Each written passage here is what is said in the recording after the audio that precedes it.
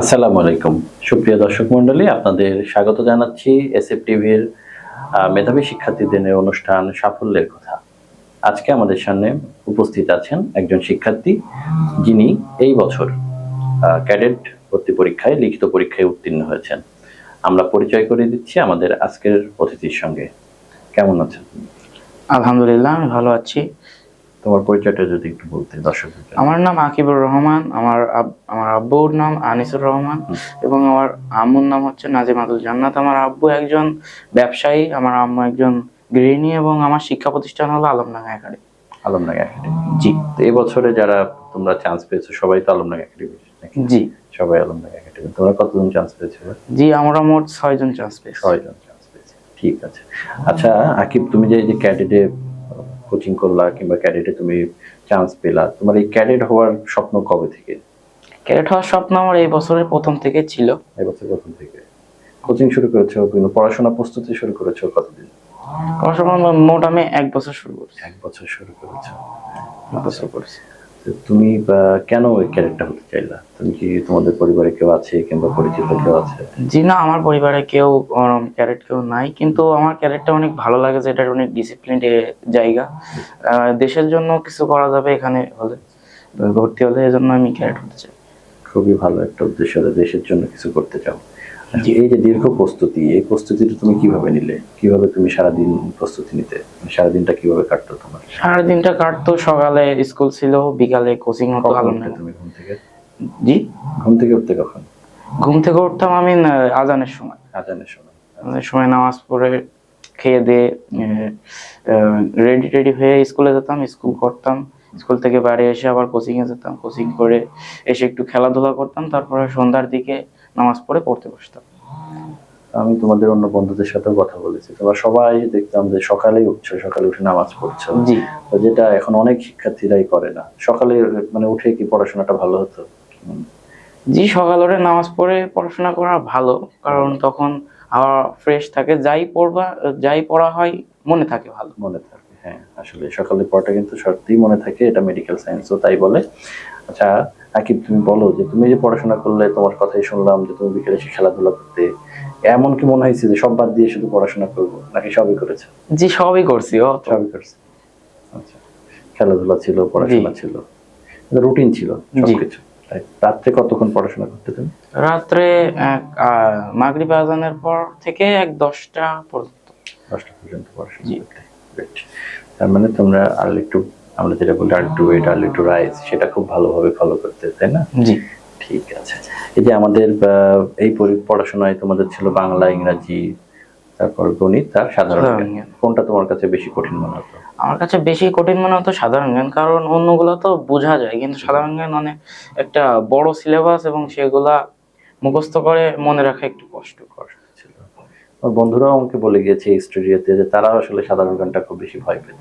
জি, কিন্তু তারপরে তো পরীক্ষা যেহেতু ছিল, তোমাদের প্রস্তুতি তো মানে কোনো গাফিলতি এটাতে ছিল না, তাই না? জি। আচ্ছা, তোমাদের এখন সামনে কি আসছে? ভাইবা। জি, ভাইবার প্রস্তুতি কেমন চলছে?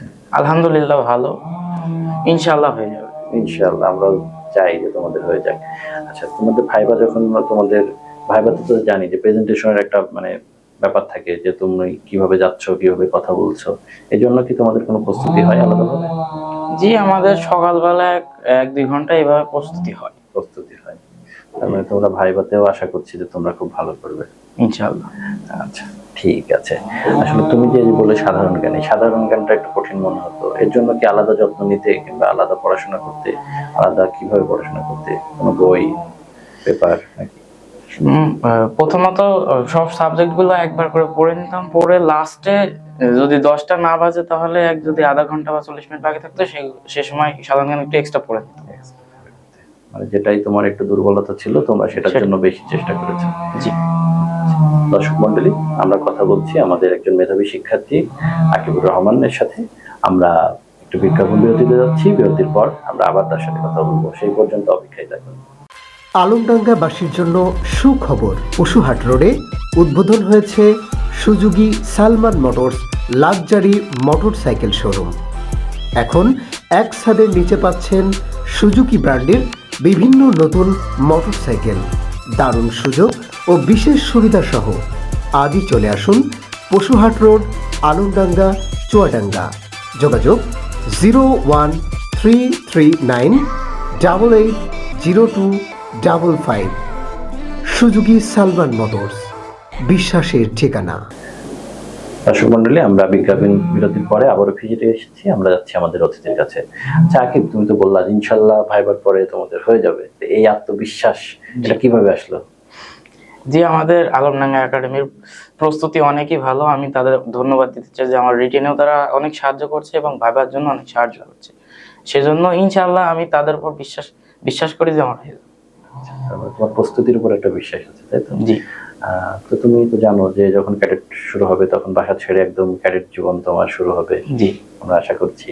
এটার কি প্রস্তুতি আছে, মানসিক প্রস্তুতি আছে? জি, মানসিক প্রস্তুতি আছে। আমার লক্ষ্য পূরণের জন্য এটা তো করাই লাগবে। করবে, এটা খুবই ভালো একটা কথা বলেছো। আমাদের সবার লক্ষ্য পূরণের জন্য যে কষ্টটা করা উচিত, যে স্যাক্রিফাইস, এটা আসলে আমাদের জন্য দরকার, তাই না? বড় হয়ে কি হতে চাও? বড় হয়ে একজন আর্মি অফিসার। আর্মি অফিসার হতে চাও? জি। দেশের জন্য নিশ্চয়ই কাজ করতে চাও? জি স্যার। ঠিক আছে, খুবই ভালো। এখন যারা তোমাদের জুনিয়র আছে তোমার স্কুলে কিংবা আরো অন্য শিক্ষা প্রতিষ্ঠানে যারা পড়াশোনা করছে, যারা তোমাদের মতো ক্যাডেটের চান্স পেতে চায়, তাদের জন্য যদি সংক্ষিপ্ত আকারে কিছু বলো তুমি। পড়াশোনাটাই মেন না, ওর পাশে কো কারিকুলারও কিছু করতে হবে। সবগুলাই মেনটেন করে ডিসিপ্লিন ভাবে চলতে হবে। আবার কনফিডেন্স রাখতে হবে নিজের মধ্যে, কিন্তু ওভার কনফিডেন্ট হওয়া যাবে না। খুবই ভালো কথা। তার মানে ক্যাডেটটা একটা ডিসিপ্লিন জীবন, সেই জীবনে যেতে হলেও আগে থেকেই নিজের মধ্যে ডিসিপ্লিনটা নিয়ে আসতে হবে, তাই তো? জি। আচ্ছা আচ্ছা, তোমাকে কয়েকটা প্রশ্ন করি। তুমি গল্পের বই পড়ো? জি, পড়ি। প্রিয় লেখক কে? মোহাম্মদ জাফর ইকবাল। জাফর ইকবাল। তোমার কি সায়েন্স ফিকশন গুলো পড়ো নাকি? জি, একটা পড়ছি। সায়েন্স ফিকশন, ঠিক আছে। খেলাধুলা করো? জি, খেলাধুলা করি। কি পছন্দ, কি কোনটা? বর্তমানে উইন্টার সিজন তো ব্যাডমিন্টন বেশি খেলি। এমনি আমাদের দেশের যেমন ক্রিকেট দেখো টিভিতে, কখনো খেলা দেখো? জি, ক্রিকেটে দেখা হয়। ক্রিকেট দেখা হয়, ঠিক আছে। তোমার প্রিয় ফুল? প্রিয় ফুল জবা। জবা? জি। ব্যতিক্রম একটা ফুল। আচ্ছা, প্রিয় রং নীল। নীল, আচ্ছা। নীল রং তো অনেক কবিদের পছন্দ, তোমার কেন পছন্দ? এমনি ভালো লাগে দেখতে। ভালো লাগে, ঠিক আছে। তাহলে তোমার একটা কথাই আমরা যেটা আমাদের দর্শকদের বলতে পারি যে ডিসিপ্লিন লাইফ, সবকিছু মিলেই পড়াশোনাটা করতে হবে এবং নিশ্চয়ই একটা সুন্দর পরিকল্পনা এবং গোছানো একটা পরিকল্পনা থাকা দরকার, তাই না? জি। ঠিক আছে। আসলে তোমরা এই যে আর্মি অফিসার হতে যাচ্ছ, দেশের জন্য কাজ করতে যাচ্ছ, এখন যখন এই শিক্ষা জীবন, এখন তো তোমরা অনেক ছোট, এখন কি কোনো সামাজিক কাজ করো তুমি কখনো? জি, মাঝে মধ্যে অনেকেরই সাহায্য করি বিভিন্ন কাজে সাহায্য করা। ঠিক আছে। তোমার যে এই যে প্রস্তুতি এবং তোমার যে স্বপ্নের পথে হেঁটে চলা, তোমার সবচেয়ে কাদের মনে হয় যে কারা তোমার পিছনে সবচেয়ে বেশি শ্রম দিচ্ছে, সহযোগিতা করছে? আমি প্রধানত আমার পিতামাতাকে সবচেয়ে বেশি ধন্যবাদ দিতে চাই। তারপরে আসে আমার শিক্ষা প্রতিষ্ঠান আলমডাঙ্গা একাডেমি।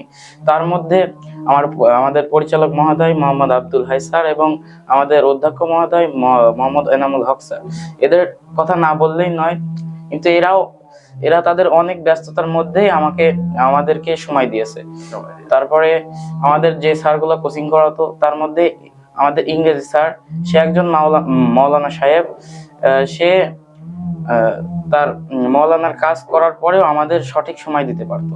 তারপরে আমাদের গণিত স্যার মোহাম্মদ রুহুল আমিন স্যার, তিনিও আমাদের অনেক ভালো করে গণিত শিখাতেন। তিনিও আমাদের অনেক ভালো করে সময় দিয়েছেন। আমাদের বাংলা এবং সাধারণ জ্ঞান স্যার মোহাম্মদ শরীফুল ইসলাম এবং মোহাম্মদ রনি স্যার, এরাও আমাদের অনেক সাহায্য করেছে।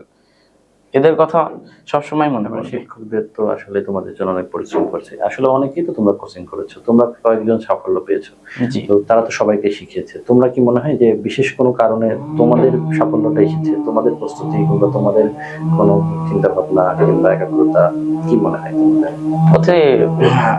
সবার প্রস্তুতি ভালো ছিল। হয়তো অনেকে আত্মবিশ্বাস হারিয়ে ফেলেছে, হয়তো অনেকের প্রশ্ন মনে পড়ে না।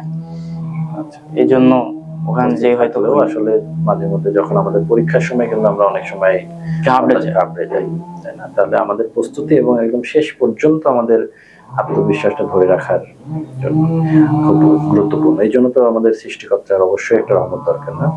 নিয়মিত নামাজ পড়তে। জি, আলহামদুলিল্লাহ। ঠিক আছে। তাহলে আকিব, তুমি বলো আমাকে যে এই যে তোমার এতদিন পড়াশোনা গেল, একটা বছর তুমি পড়াশোনা করেছো, তারপরে তুমি তোমাদের তোমাদের টিচারদের সাথে তাদের তাদের দিক নির্দেশনা অনুযায়ী তুমি চলেছো। এই সাথে সাথে আমরা অনেক সময় দেখি যে আমাদের অনেক শিক্ষার্থীরা এখন আধুনিক যুগের দোহাই দিয়ে তারা মোবাইল নিতে চায়, মোবাইল ব্যবহার করতে চায়। তোমার কি মোবাইল আছে কোনো? জি, আমি মোবাইল ব্যবহার করি, কিন্তু অসৎ উদ্দেশ্যে নয়। যেমন অনেকে ইন্টারনেট ব্যবহার করে গেম খেলে, কিন্তু এগুলা তো অনেক খারাপ। মোবাইল ব্যবহার করা যাবে, কারণ প্রযুক্তির তো ভালো দিক খারাপ দিক দুইটাই আছে। ভালো দিকটা ব্যবহার করতে হবে, খারাপ দিকটা এড়িয়ে চলতে হবে, সচেতন থাকতে হবে। সেক্ষেত্রে তো আসলে তোমার কি মনে হয় এটা আমরা আমাদের যতটুকু প্রয়োজন আমরা তো আমাদের গার্জিয়ান মোবাইল দিয়ে তো এটা সমাধান করতে পারি না? জি, কোন পার্সোনাল মোবাইল দরকার। ঠিক আছে, এই প্রশ্নটা আমরা তোমার সব বন্ধুদের করেছি, কারণ আমরা আমাদের শিক্ষার্থীদের যারা এই ব্যাপারটাই আমাদের গার্জিয়ানের কাছে, অভিভাবকদের কাছে জোরাজুরি করে, তারা যেন এই ব্যাপারটা মেসেজটা ক্লিয়ার হয় যে এত বেশি প্রয়োজন নেই, এটার বাইরেও আমাদের প্রস্তুতি নেওয়া সম্ভব এবং ভালো সাফল্য অর্জন করা সম্ভব, তাই না? জি, ঠিক আছে আকিব, তোমাদের জন্য আমাদের শুভকামনা থাকবে। তোমরা ভাইবা পরীক্ষায় ভালো করো এবং চূড়ান্তভাবে সাফল্য অর্জন করো, আর আমাদের আলমডাঙ্গাবাসীকে বারবার তোমরা গর্বিত করো। ধন্যবাদ তোমাকে। আসসালাম। সুপ্রিয় দর্শক মন্ডলী, আমরা এতক্ষণ কথা বললাম আকিবুর রহমান আকিবের সাথে, যে এবার ক্যাডেট পরীক্ষায় সাফল্য অর্জন করেছে। আমরা বিগত কয়েকটা পর্বে আমাদের 5 জন শিক্ষার্থীর সঙ্গে কথা বলেছি। এই পর্বগুলো দেখলে যেসব শিক্ষার্থীরা আগামীতে ক্যাডেট পরীক্ষায় অংশগ্রহণ করতে চায় তারা অনেক তথ্য পাবে বলে আমরা আশা রাখছি। দর্শক মন্ডলী, এর পরের পর্বে ইনশাআল্লাহ আমরা আরো অন্য শিক্ষার্থীর সঙ্গে আলাপ করব যারা সমাজের বিভিন্ন ক্ষেত্রে সাফল্য অর্জন করছে। সেই পর্যন্ত আপনাদের থেকে বিদায় নিচ্ছি আমি ডাক্তার আব্দুল আল মামুন। আসসালামু আলাইকুম।